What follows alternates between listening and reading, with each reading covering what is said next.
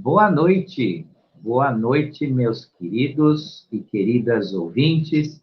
Estamos aqui, 7 horas e 5 minutos, programa Acendendo Você, nessa quarta-feira, com muito carinho, com muita dedicação, muita felicidade aqui com vocês, para falar de mais um tema, né, que eu separei para vocês aqui, e já já nós vamos levar à frente aqui com vocês.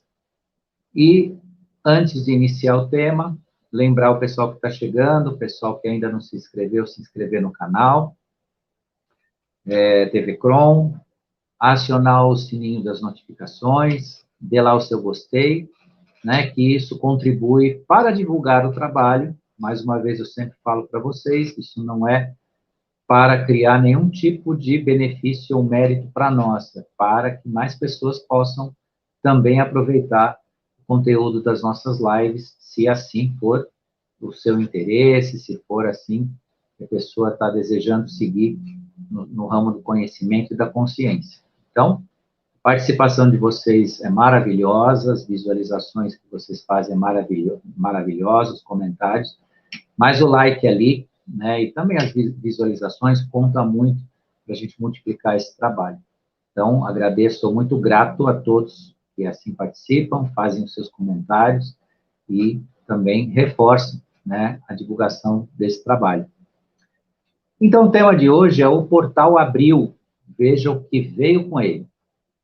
O portal que eu estou falando é do dia 22 de fevereiro agora, também inclui, né, as influências do portal número 8 do início do mês e do número 1, são todos portais de transformação nesse mês de fevereiro, de abertura de oportunidades energético-vibracionais, né? Então, a expectativa não é dizer exatamente tudo e quais são as influências detalhadamente destes portais, mas é mostrar para vocês as oportunidades vibracionais que eles estão trazendo. O do dia 22, então, é sem precedentes, um portal que se forma, né, ao longo de muitos anos. O próximo, idêntico a esse, é só para lá, pelo ano de 2200, né, na contagem do nosso tempo no calendário gregoriano. Então, realmente é uma oportunidade, essa oportunidade combina com todo um plano que a Aliança, juntamente com a Federação Galáctica, com a Confederação dos Mundos, que a gente chama, né, aproveita para que nós participamos de uma transformação verdadeira, da construção de uma consciência latente importante para a transição planetária, né, para a participação na quinta dimensão consciencial, né, nos livrarmos dos pesos da 3D, da terceira dimensão, da materialidade eminentemente da materialidade extrema, né, não que a matéria, o corpo físico, não se relacione mais no campo da quinta dimensão ou da transição planetária, muito pelo contrário, haverá um trânsito de perfeição em tudo isso, onde o nosso corpo físico será uma casa realmente de paz entre o físico e o espírito e a própria alma, porque energias de quinta dimensão darão oportunidades para isso. Então, aquilo que a gente hoje ainda sofre, né, conflitos psíquicos, físicos, as doenças, tudo mais, né, deverão se atenuar, mas não como algo a ser prometido, e sim ser parte de uma conquista pessoal de cada um e uma vibração latente de cada um para que seja compatível com essa vibração, né, com essa manifestação. E hoje, dentro dessa questão da abertura desses portais, eu trago, então, essa mensagem de enorme oportunidade para relembrar aqueles que não sabem o que vieram fazer aqui nesse planeta, que a única missão que recebemos é a missão da autocura. Walter, você já falou tanto sobre isso? Sim. E vou voltar a esse tema, porque nós estamos aqui no momento escola, estamos numa escola de aperfeiçoamento, de um aprender de si, de um aperfeiçoamento de si. Então, cabe relembrar, sim, com a energia, com a vibração desse portal 22, que aconteceu agora no dia 22, a oportunidade pela qual nós estamos aqui, que é unicamente a autocura. Então, o despertar e aquele que já percebeu essa mudança, sabe bem o que eu falo aqui. A autocura é o transformar das energias desse planeta. Então, primeiramente, a nossa missão é essa. A missão primordial da humanidade é promover a sua autocura de acordo com a missão que assumiu e recebeu aqui nesse planeta. Ponto. Isso é a base da nossa existência. Entretanto, muitos fatores interferiram nesse processo, e de certa forma ainda interferem, para que ele não acontecesse, ao invés do ser humano, ao longo da sua existência, ter oportunidade dessa autocura, aproveitando a sua missão aqui no planeta, ele muito foi usado pelo apagar da consciência do passado, pelo apagar da consciência latente de todos nós em relação às missões que nós temos e o que viemos fazer aqui. Então, ainda que a própria vida tenha se encarregado de conduzir e trazer experiências e relacionamentos necessários para que tal cura seja estabelecida, cabe a nós, nesse sentido, um trabalho que para alguns é natural em si, e muitos outros uma complexidade sem igual. E qual é esse trabalho? Perceber essa missão, aproveitar o que tem nas mãos para realizar essa nossa autocura.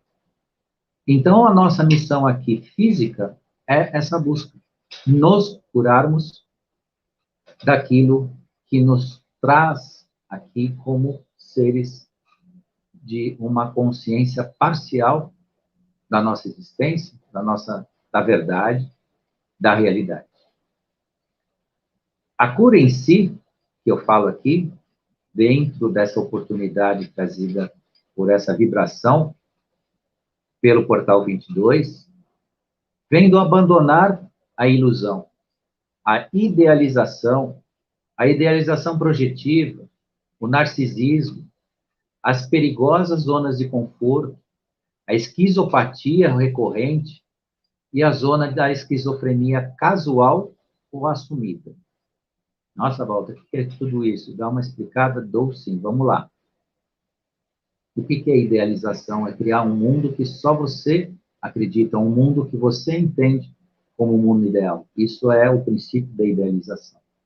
E a idealização causa centenas de frustrações e centenas de enganos pessoais, até o desequilíbrio psíquico, porque na idealização a pessoa desenha o mundo que ela acredita que tem que ser, desenha as pessoas como ela gostaria que fossem. E a idealização projetiva é a criação do ídolo, nada mais do que isso. Enquanto a idealização é formar um mundo que serve a você, eu digo, enquanto a pessoa pratica algo, né, em torno disso, fazer o mundo que é ideal para ela, a idealização projetiva é a criação do ídolo, nada mais do que isso. É ver nos ídolos aquilo que nós gostaríamos de ser. Tanto é que os ídolos não comportam a sua própria realidade perante os seus fãs. Quantas pessoas não deixaram seus ídolos de lado quando perceberam de verdade quem eles são? Que a idealização projetiva é só a criação daquela imagem fantástica, aquele cantor maravilhoso, aquela banda, aquela atriz, aquele ator, né? Isso está bem no campo dessa idealização projetiva. E ela é frustrante também na medida que a gente percebe que o trabalho emocional e encantador que vem do campo, né, dessas figuras, esconde atrás um ser humano, muitas vezes repleto, né, de uma missão pessoal de transformação e que às vezes não lida com essa transformação ou não participa dela. E o narcisismo? O narcisismo, antes de ser aquele que só fala das suas vaidades, quando se fala que Narciso, né, um ser da nossa história, quando dizem que Narciso acha feio que não é espelho, não é esse exatamente só o narcisismo da vaidade. Eu digo aqui o narcisismo das atitudes. Aquele que é o bate e assopra, né? Isso tem muito em algumas personalidades que não lidam com poder, que não lidam com a sua posição, que não lidam com força, que não lidam com... Não pode se falar nem de liderança aqui, mas que não lidam com sua posição. Alguns homens têm muito de narcisismo nos seus relacionamentos com a mulher, onde eles são, muitas vezes, pessoas rudes, se não violentas, e depois do processo eles assopram, né? Eles quebram as pernas, depois fornecem a muleta, sendo trágico e sendo bastante direto no que eu quero dizer, como funciona o temperamento, personalidade narcisista. As perigosas zonas de conforto. O que é isso? É o que eu sempre chamo todo mundo a atenção, para prestarem atenção nisso. As perigosas zonas de conforto. Walter, então, não podemos mais ter prazer? Não podemos ter mais um sentir segurança? Sim. Podem, devem. O prazer e a felicidade é consequência do que a gente faz? Não deve ser uma busca, porque se for uma busca, será frustrante. Porque nem tudo é exatamente feito para provocar prazer e nem tudo é feito para provocar felicidade. Muitas vezes a gente pratica atos, participa de situações que têm um resultado maravilhoso e que não é exatamente só prazer e felicidade. Então, isso é sair da zona de conforto e promover um reconhecimento daquilo que nos pertence e o que nós fazemos no nosso dia a dia. Diferente do que o romantismo ruim da história e as grandes tragédias televisivas, novelísticas, cinematográficas escreveram para os desavisados, a felicidade não se encontra em lugar nenhum. Ela é o resultado do que você é e do que você faz. Aquilo que, como você age, pode resultar em momentos felizes. Mas não que a felicidade está em alguém, ou está num objeto, ou está num lugar que você vai morar, que você vai se mudar. A felicidade, ela está onde você estiver com as suas atitudes. É um pequeno exemplo, né, que se liga entre esse binômio. Se manter totalmente numa zona de conforto, só aceitar aquilo que lhe dá prazer, só aceitar se eu tiver motivado para me sentir feliz, independente ainda de ser ou não feliz, mas de me sentir feliz. Tomar cuidado quando a gente retira da zona de conforto, né, com aquela motivação do século XX, de que tudo tem que te excitar, tudo tem que te divertir, tudo tem que te movimentar pelas emoções. Também nesse aspecto, para vocês entenderem do que está sendo dito, né, foi a transformação da vibração da música de 432 Hz, que é a música frequencialmente harmônica, para uma frequência superior neurotizante.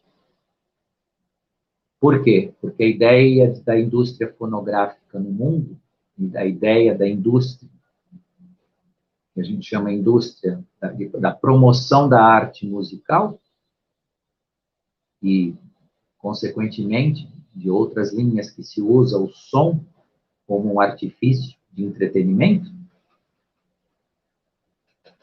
em determinado momento deixou de respeitar a frequência original para lhe dar uma frequência alterada para que você se sinta excitado, para que você tenha uma sensação maior em relação àquilo que está sendo exposto.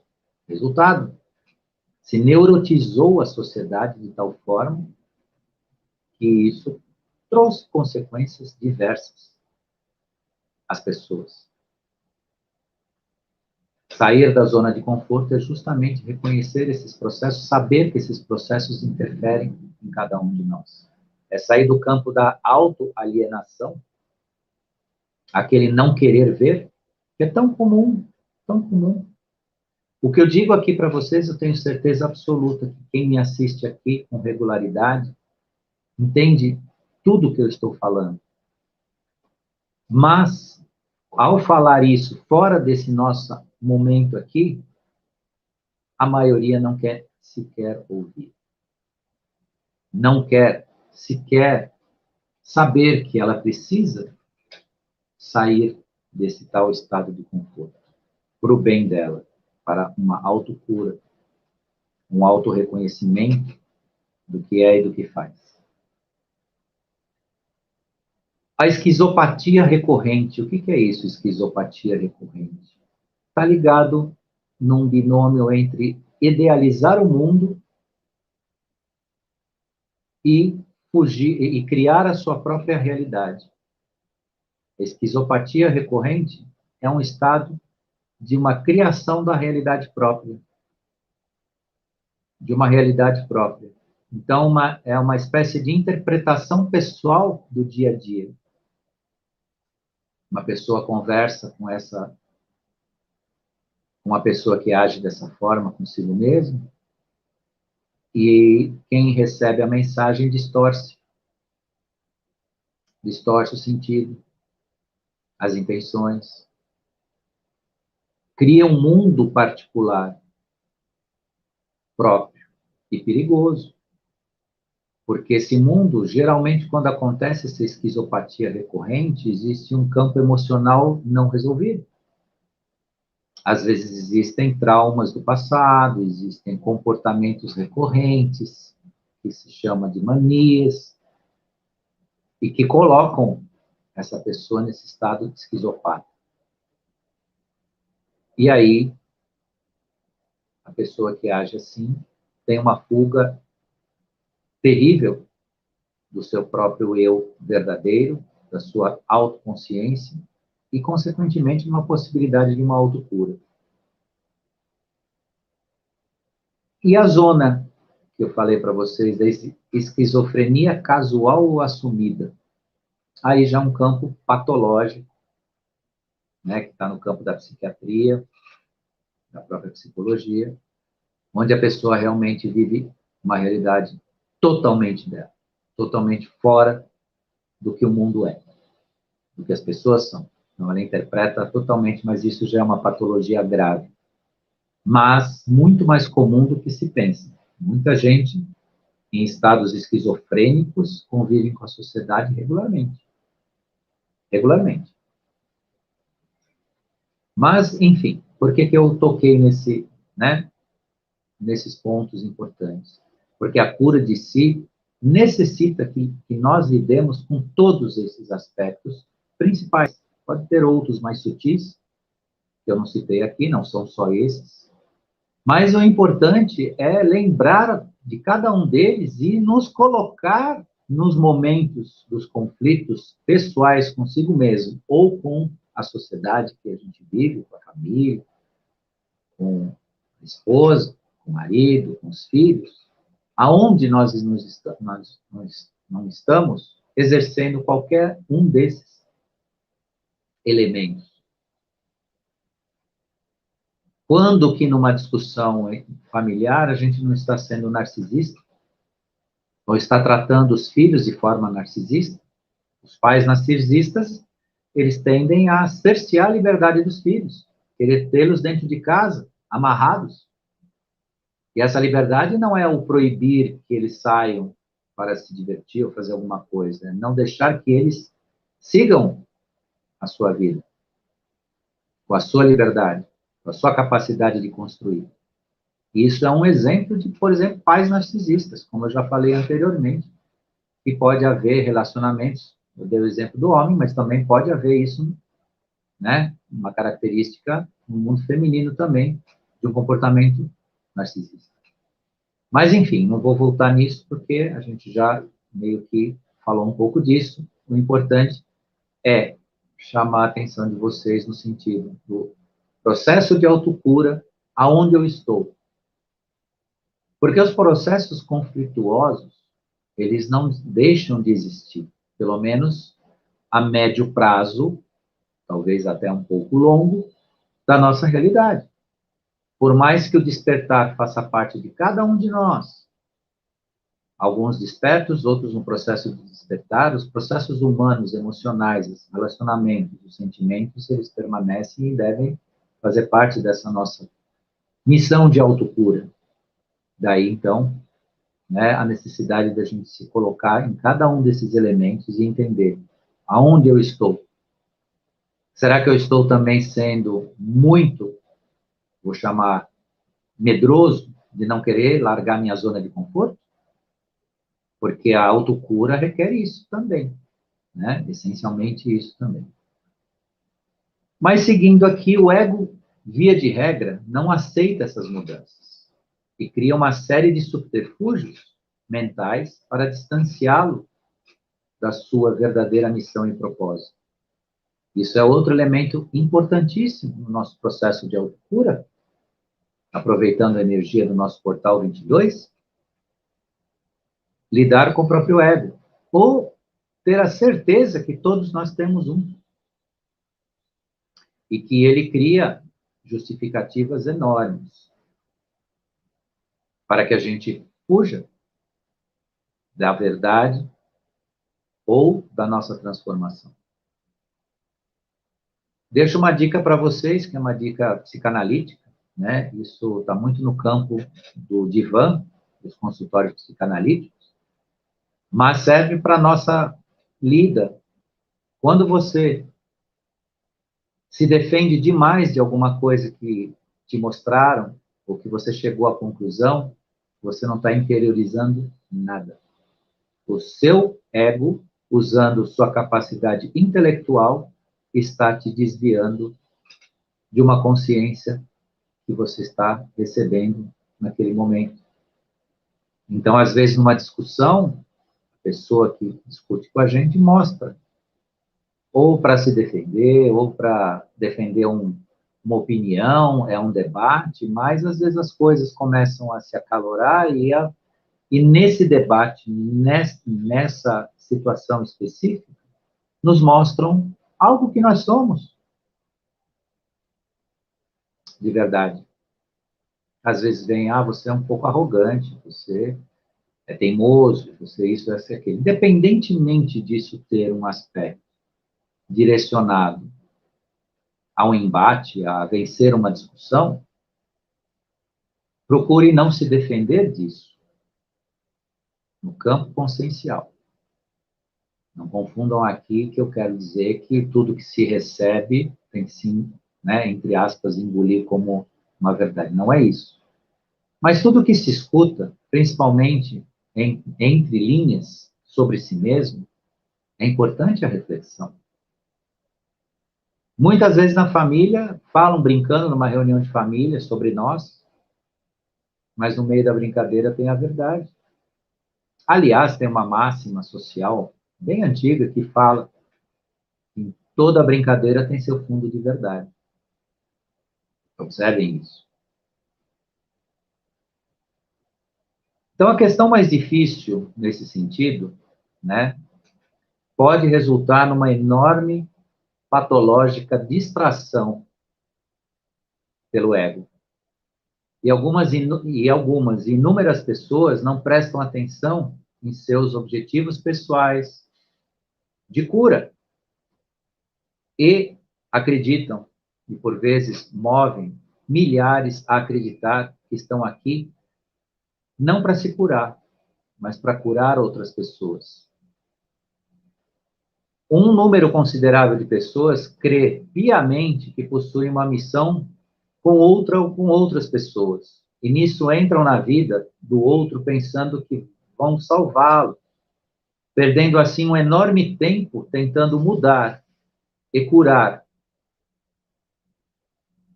os outros aquilo que deveria curar em si mesmo.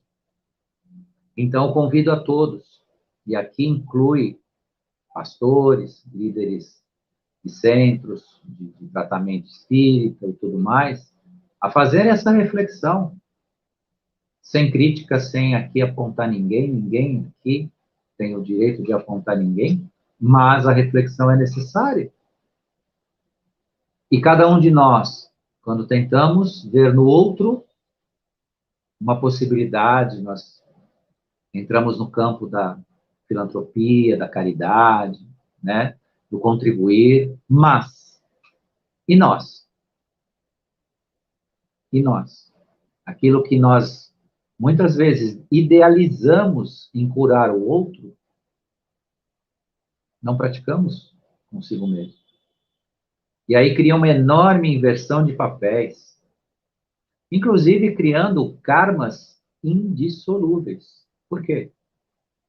Porque alguns de nós, ao tentar curar o outro, interferem no processo do outro.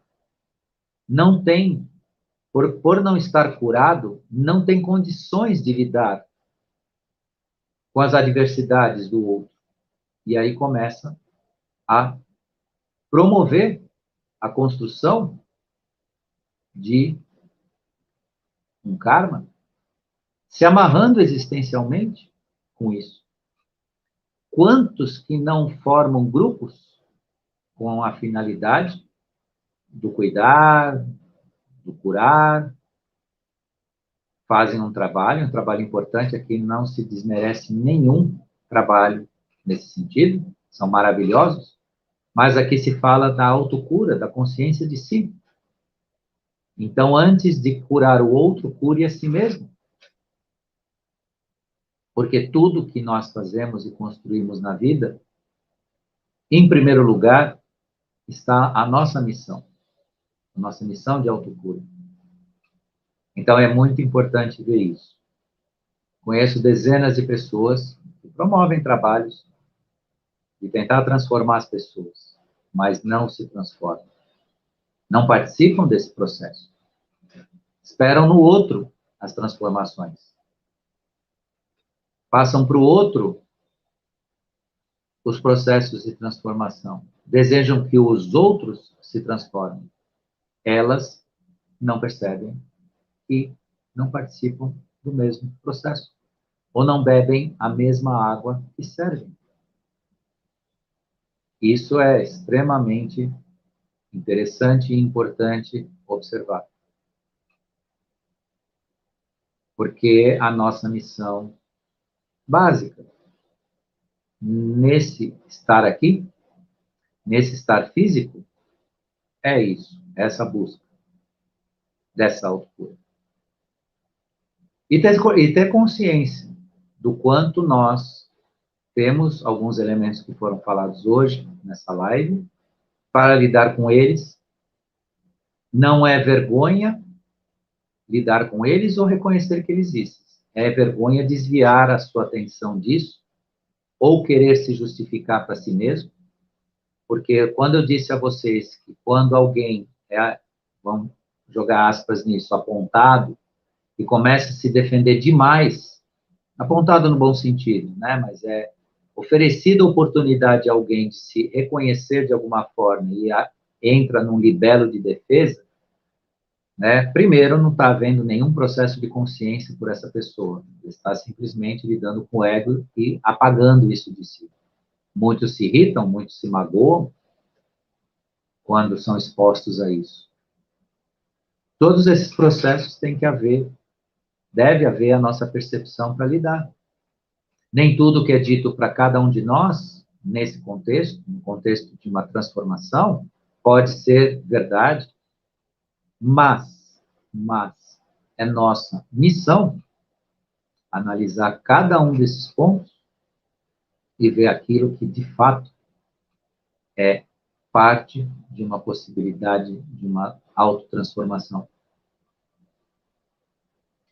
Então, diferentemente até do que poderia o nosso título falando de portal hoje, passar para vocês algo muito, muito novo, né? O mundo mudou pelo Portal 22, mudou sim, absurdamente, no sentido positivo, no sentido de propiciar forças, elementos, padrões energéticos para esse trabalho. Então, eu venho, mais uma vez, como vou continuar com esse trabalho com vocês, mostrar que há ambiente vibracional, ambiente espiritual de crescimento de alma para fazer esse trabalho.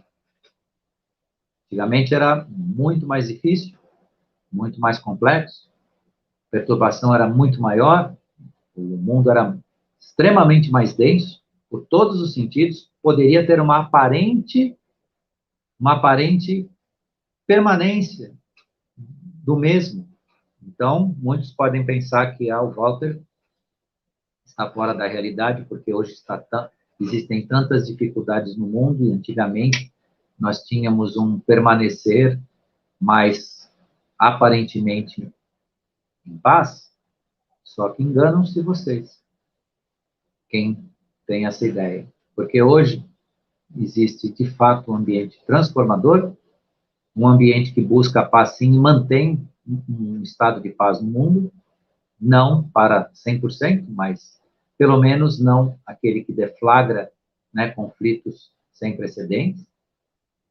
E o que se passou ao longo, principalmente do século XIX, XX e o início do XXI, vocês ainda vão ver, por revelações, o quanto nós não estávamos em paz, nós não estávamos vivendo humanamente e dignamente. Por tudo que aconteceu, que será revelado aos poucos aí, em breve, para todo mundo. Que nem é o tema que a gente está falando hoje aqui, mas é só um pequeno exemplo para fortalecer aqui o que a gente está falando. Então, estou aqui já com o meu tempinho estourado, mas com muita satisfação, muita alegria. Deixo aqui a minha gratidão para todos que estiveram aqui ao vivo, aqueles que virão depois assistir. Já tem um pessoal que me avisou que virá, não pode estar nesse horário aqui com a gente, mas já graciosamente já falou comigo. Eu fico muito contente, muito grato, né, por esse carinho de vocês.